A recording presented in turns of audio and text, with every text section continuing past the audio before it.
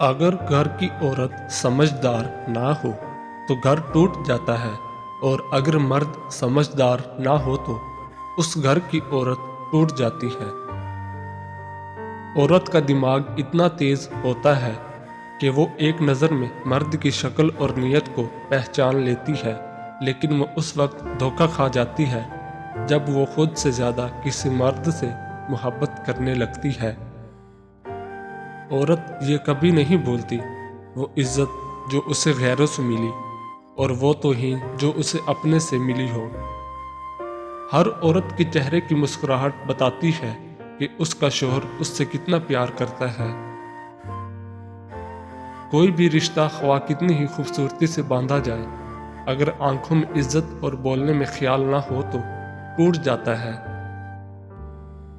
घर के फैसले करने के लिए जब बाहर की ज़रूरत पड़ जाए तो समझ लेना हमारा ख़ानदान बर्बाद हो गया है। उस शख्स को कोई नहीं बदल सकता, वो शख्स जो अपना ऐब ना देखे। सर्दियों में अगर औरत सॉक्स पहनकर जीतने वालों के दोस्त बहुत होते हैं, लेकिन हारने वालों के दोस्त अच्छे होते हैं। हर उस महफिल के अंदर घुसने की कोशिश न करो जहां तुम्हारा कोई जोड़ ना हो।